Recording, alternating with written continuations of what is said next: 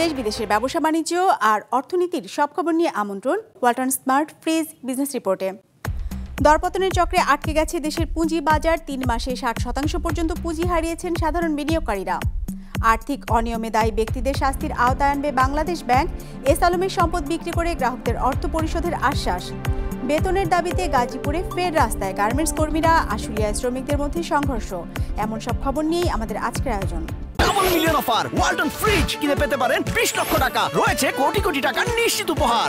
দরপতনের চক্রে আটকে পড়েছে দেশের পুঁজি বাজার। বিগত 3 মাসে 30 থেকে 60% পর্যন্ত পুঁজি হারিয়েছেন সাধারণ বিনিয়োগকারীরা। এজন্য সূচকের অব্যাহত পতন 28টির বেশি কোম্পানিকে জেড ক্যাটাগরিতে নামানো ও ফোর্স সেলকে দায়ী করছেন তারা। নিয়ন্ত্রক সংস্থার নেওয়া একাধিক পদক্ষেপেও কোনো সুফল মিলছে না। একরামুল ইসলাম খানের রিপোর্টে বিস্তারিত। শেয়ার মার্কেট থেকে পুরোপুরি আমরা একবারে নিরুৎসাহিত হয়ে গেছি। ফাতেমা আক্তার 15 বছর আগে ব্যাংকে চাকরির সুযোগ থাকার পরও বিনিয়োগকারী হিসেবে নাম লেখান পুঁজিবাজারে। সব মিলিয়ে তার বিনিয়োগের পরিমাণ দাঁড়ায় কোটি টাকার উপরে। দীর্ঘ সময়ের এ যাত্রায় বাজারে নানা সময়ে উত্থান পতনের সাক্ষী হয়েছেন তিনি। তবে গত 2 মাসের মতো শোচনীয় অবস্থা কখনো দেখেননি ফাতেমা। জানালেন, পুঁজিবাজার নিয়ন্ত্রক সংস্থার অপরিণামদর্শী সিদ্ধান্তে মাত্র 2 মাসের ব্যবধানে 20 লক্ষ টাকা হারিয়েছেন তিনি। 100% থেকে আমাদের 30% আসছে। আমাদের যে 30% টাকা আছে, আমাদের 100% কি বিনিয়োগ দিবে? শেয়ার বাজার থেকে আমরা নিতে পারবো? এই লসটা কখন পোষাবে আমাদের? আমার প্রশ্ন এখানে। এই লসটা আমরা কখন পোষাইতে পারবো? আমাদের ক্ষতিগ্রস্ত হচ্ছে। আপনাদের পোর্টফোলিও চেক করে আমাদের এই লসটা একটা আশ্বাস দেখতে না, আমাদের লসটা আবার 100% আমরা লাভবান হব বা আমাদের ওই পর্যায়ে আমাদের সেম টাকাই দিয়ে দেখ না। শুধু ফাতেমা আক্তারই নন, এ সময় পুঁজি হারিয়ে নিঃস্ব হয়েছেন অনেক বিনিয়োগকারী। ঢাকা স্টক এক্সচেঞ্জের তথ্য বলছে, গেল 3 মাসে সার্বিক সূচক ডিএসইএক্স কমেছে 632 পয়েন্ট। এ সময় বাজার মূলধন হারিয়েছে 38,638 কোটি টাকা। টাকাটা দিবে আইসিবিকে। আইসিবিতে ধরেন তার এটার সিস্টেমে ভালো ভালো শেয়ারে বিনিয়োগ করে, ভালো ভালো শেয়ার যদি বিনিয়োগ করে সে অটোমেটিক ওই যে পচা শেয়ার যেগুলো বলে আমরা, ওগুলোতেই হবে না। ভালো শেয়ার যদি হয় অটোমেটিক বাজারটা আপ হবে। অব্যাহত দরপতনের প্রতিবাদে নিয়ন্ত্রক সংস্থা বিএসইসির চেয়ারম্যানের পদত্যাগের দাবি তোলেন সাধারণ বিনিয়োগকারীরা। নভেম্বরের শুরুতে সূচক 5000 পয়েন্টের নিচে নেমে গেলে জোরালো হয় আন্দোলন। এমন পরিস্থিতিতে লেনদেন নিষ্পত্তির সময় একদিনে নামিয়ে আনা, আইসিবির সক্ষমতা বাড়ানো, গেইন ট্যাক্স কমানো সহ একাধিক সিদ্ধান্ত নেয় বিএসইসি। বিশ্লেষকরা বলছেন, পুঁজিবাজারে তারল্য সংকট প্রকট, যা মোকাবেলায় সহায়তার আশ্বাস দেওয়া হয়েছে সরকারের পক্ষ থেকে। তারপরও বাজার বিমুখতা দেখা যাচ্ছে সাধারণ বিনিয়োগকারীদের মধ্যে। আস্থা ফেরাতে না পারলে বাজার স্বাভাবিক ধারায় ফিরবে না বলেও মত তাদের। বিনিয়োগকারীদের একটা বৃহৎ অংশ যারা স্বল্প পুঁজির বিনিয়োগকারী, তাদেরকে আমাদের সেফগার্ড করতেই হবে। ফোর্স সেল হবে না। দেন আমাদের যে প্রাতিষ্ঠানিক বিনিয়োগকারী যারা আছে তাদেরকে বাজারে আপনার মনে করে নিয়ে আসতে হবে, এবং বাজারে নিয়ে আসার জন্য যেখান থেকে যা সাপোর্ট দরকার, যেমন আপনার ইনভেস্টমেন্ট কর্পোরেশন অফ বাংলাদেশকে কিছু ফান্ডিং সহায়তা দেয়া যেতে পারে। ক্যাপিটাল মার্কেট স্টাবলাইজেশন ফান্ড, যেখানে শত শত কোটি টাকা আছে বাজারে সাপোর্ট দেওয়ার জন্য, সেখান থেকে ইনভেস্ট করাতে হবে। গত 3 মাসে পুঁজিবাজার ছেড়েছেন 12,500 বিনিয়োগকারী। একরামুল ইসলাম খান, বিজনেস রিপোর্ট, মাছরাঙ্গা টেলিভিশন। এস আলম সহ কোনো প্রতিষ্ঠান বন্ধ করা বাংলাদেশ ব্যাংকের লক্ষ্য নয়, বরং দোষী ব্যক্তিদের শাস্তির আওতায় আনার জন্য কাজ করা হবে। সোমবার এক সংবাদ সম্মেলনে এমন মন্তব্য করেছেন বাংলাদেশ ব্যাংকের গভর্নর। এ সময় এস আলম গ্রুপের সম্পদ বিক্রি করে আমানতকারীদের অর্থ ফেরত দেওয়ার আশ্বাস দেন ইসলামী ব্যাংকের চেয়ারম্যান। রায়হান শোভনের রিপোর্ট।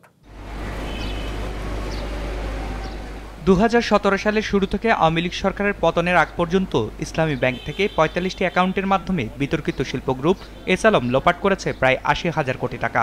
এর বাইরে একই গ্রুপের এলসির বিপরীতে 20,000 কোটি টাকার মতো দায় পরিশোধ করেছে ব্যাংকটি।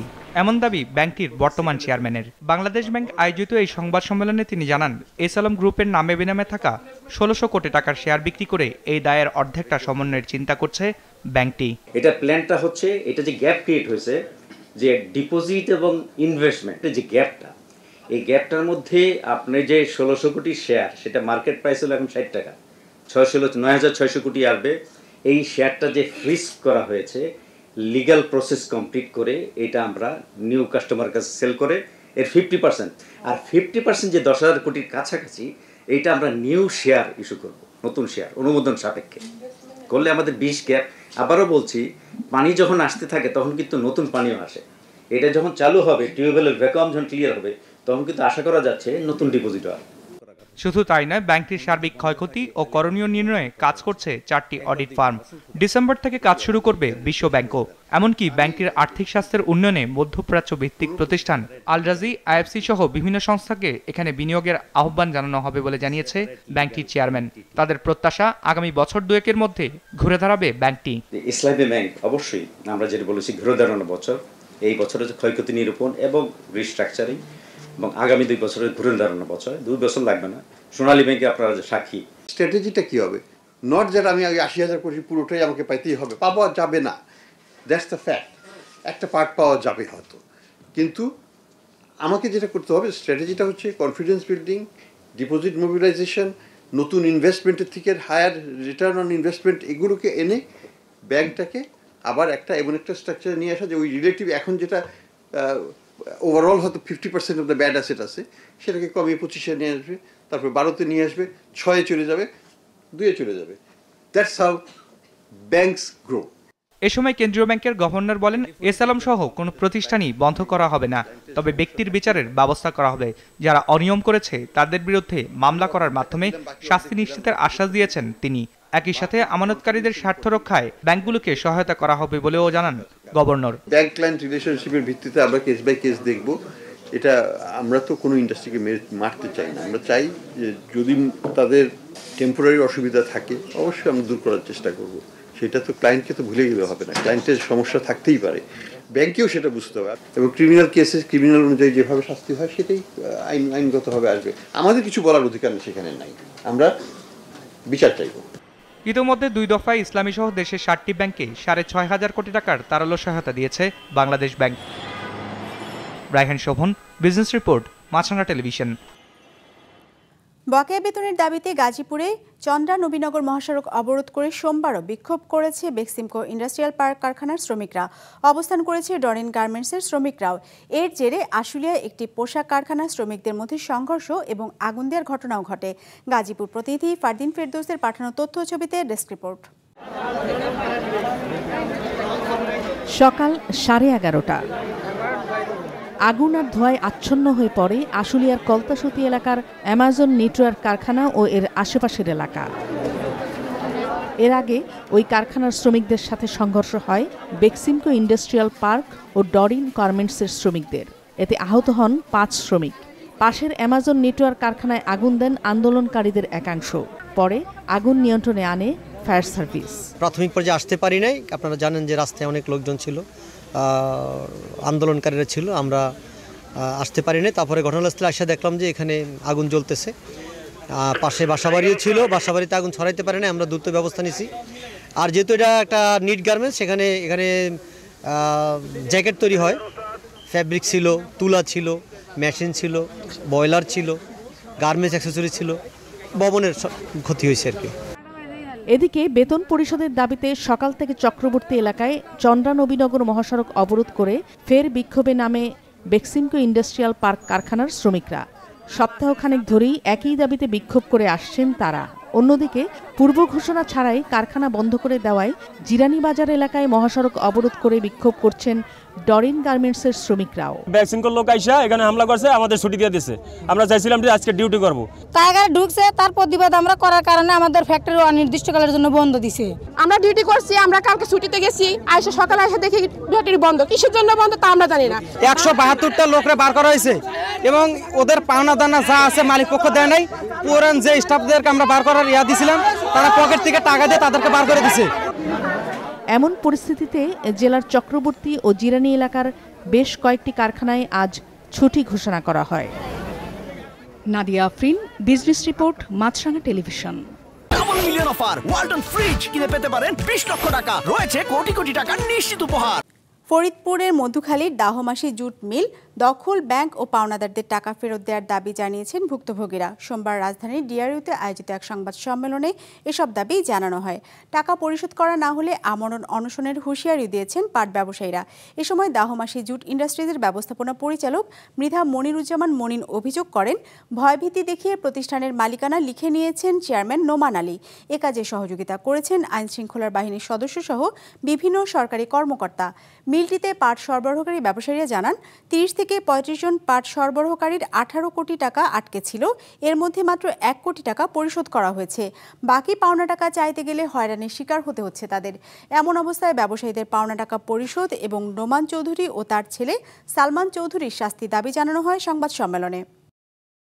পাওনাদারের চাপে বাড়ি ছাড়া আজকে এদিক ওদিক পলায় বেড়াই। আমরা হিন্দু মানুষ, অনেকে আমাদের মাইগ্রেট পর্যন্ত করছে আমরা এই টাকার জন্য। আমরা এখন টাকাটা কার কাছে চাবো? উনি তো অঙ্গীকারনামা করছে, আমাদের টাকা দিয়ে দিবে, উনি আমাদের অঙ্গীকারনামা করছে। আজকে 4টা বছর আমরা কি কারণে আমরা কথাবার্তা করবো? আমাদের যে ব্যাংকের লোন আছে, আমরা যে মানবতা জীবনযাপন করতেছি, এই লোন দিয়ে আমাদের এখন সবাই দায়ভার। এই ভদ্রলোক 1,52 লক্ষ, আমি 39 লক্ষ টাকা পাবো, ও 22 লাখ, এরকম সবাই আমাদের ঋণের বোঝা ঘাড়ে। এখন আমরা এই জন্য এখানে এসেছি, আপনাদের শরণাপন্ন হয়েছি, আপনারা এই বিষয়টা তুলে ধরে যে বাংলাদেশের যেন ভবিষ্যতে এইরকম কোনো অধ্যত্ত কোনো আচরণ করে কেউ যেন, এইরকম দুর্বৃত্ত করে কেউ যেন আর যেন পার পেতে না পারে। আর এই ধামাসি জুটকে কেন্দ্র করে আমার সাথে যেই দুর্বৃত্তায়ন এবং যেই ক্ষমতার দাম্ভিকতা, যে পরিমাণ জুলুম করছে, ভাই আমি এটার প্রতিকার চাই। আমার ব্যাপারীদের টাকা ফেরত দিতে হবে, যেহেতু সে হাজার হাজার কোটি টাকা কালো টাকার মালিক, সুতরাং তাকে বিচারের আওতায় আনতে হবে। যশোরের বেনাপোল আন্তর্জাতিক ইমিগ্রেশন দিয়ে আশঙ্কাজনক হারে কমেছে যাত্রী সংখ্যা। এতে রাজস্ব যেমন কমেছে, তেমনি বন্ধ হবার উপক্রম যাত্রী নির্ভর সেবা প্রতিষ্ঠানগুলো। যশোর প্রতিনিধি রাহুল রায়ের পাঠানো তথ্য ও ছবিতে ডেস্ক রিপোর্ট। মাস দুয়েক আগেও বেনাপোল স্থলবন্দরের ইমিগ্রেশন কাউন্টারে যাত্রীদের লম্বা লাইন থাকত, যা এখন প্রায় খালি। বেনাপোল দিয়ে কলকাতার দূরত্ব কম থাকায় এবং স্থলপথে যাতায়াত খরচ তুলনামূলক কম হওয়ায় বেশিরভাগ যাত্রী বেনাপোল স্থলবন্দর ব্যবহার করেন। কিন্তু ভারতীয় দূতাবাসের ট্যুরিস্ট ভিসা দেয়া বন্ধ এবং অন্যান্য ভিসা দেয়ায় দীর্ঘসূত্রিতা হওয়ায় কমে গেছে যাত্রী সংখ্যা। এতে যাত্রী সংকটের কারণে চরম দুর্দিনে পড়েছেন পরিবহন ব্যবসায়ী ও স্থলবন্দর এলাকার দোকানিরা। প্রতিদিন 5,000 যাত্রী এই স্থলবন্দর ব্যবহার করতেন, তা এখন মাত্র 1,000-এ দাঁড়িয়েছে। ভিসা পাওয়াটা খুব কষ্ট, ইন্ডিয়ান ভিসাটা, কারণ ট্যুরিস্ট ভিসা তো দিচ্ছেই না। আমরা মেডিকেল ভিসাও পাচ্ছি, খুব কষ্ট, তো অনেক সময় লাগে। ট্যুরিস্ট ভিসা টোটালি বন্ধ, একটা মেডিকেল ভিসা আর স্টুডেন্ট ভিসা, এই দুটো ভিসা দিয়ে 315 জনকে প্রতিদিন ভিসা দেয়। পরিবহনের ব্যবসাও ধস নেমে এসছে।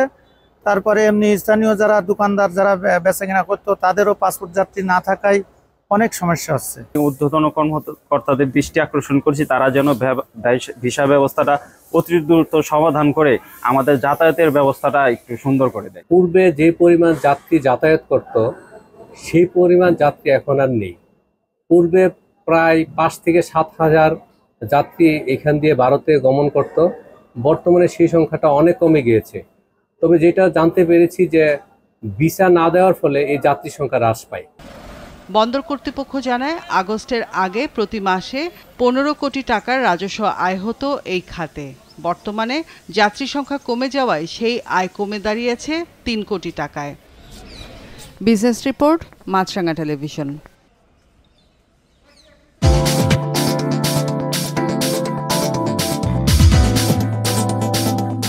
নেতিবাচক ধারায় শেষ হয়েছে ঢাকা স্টক এক্সচেঞ্জের লেনদেন।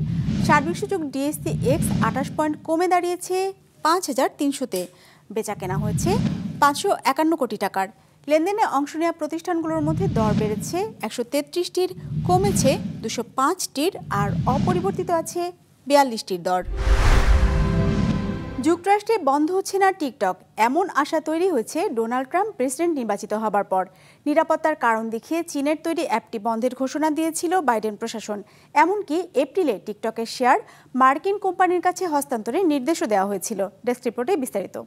বর্তমানে বিশ্বের অন্যতম জনপ্রিয় ভিডিও শেয়ারিং অ্যাপ টিকটক, যার মালিকানায় আছে চীনা প্রতিষ্ঠান বাইটড্যান্স। মার্কিন সরকারের অভিযোগ, অ্যাপটির মাধ্যমে অবৈধভাবে চীনের তথ্য পাচার করা হচ্ছে। উদ্যোগ নেওয়া হয় যুক্তরাষ্ট্রের টিকটক অ্যাপটি বন্ধ করার।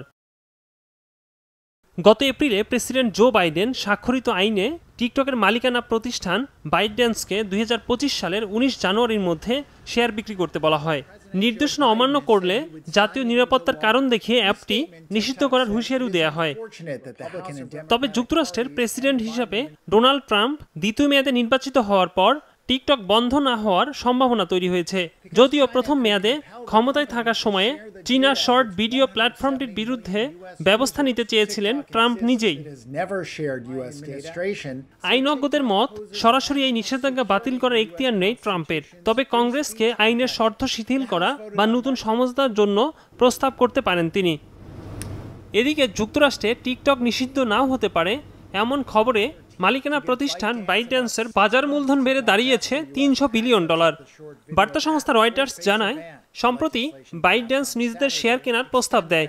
এতে শেয়ার প্রতি প্রস্তাব করা হয়েছে $180.70, যা আগের বাইব্যাকের তুলনায় 12.9% বেশি। বর্তমানে প্রতি মাসে বিশ্বে টিকটকের সক্রিয় ব্যবহারকারীর সংখ্যা প্রায় 100 কোটি, যার একটি বড় অংশই যুক্তরাষ্ট্রের নাগরিক। হিসাব বলছে প্রায় 17 কোটি মার্কিন নাগরিক টিকটক ব্যবহার করেন। একরামুল ইসলাম খান, বিজনেস রিপোর্ট, মাছরাঙ্গা টেলিভিশন। দর্শক, আমাদের যে কোনো পর্ব নিজেদের সুবিধাজনক সময় দেখতে সাবস্ক্রাইব করুন বিজনেস রিপোর্টের অফিসিয়াল ইউটিউব চ্যানেল। ফেসবুক পেজে লাইক দিয়ে আপডেট থাকুন ব্যবসা বাণিজ্যের আলোচিত সব ঘটনা সম্পর্কে। আর আপনাদের মতামত জানান কমেন্টস অথবা ইনবক্সে। আজ এটুকুই, বিদায় নিচ্ছি, ভালো থাকবেন।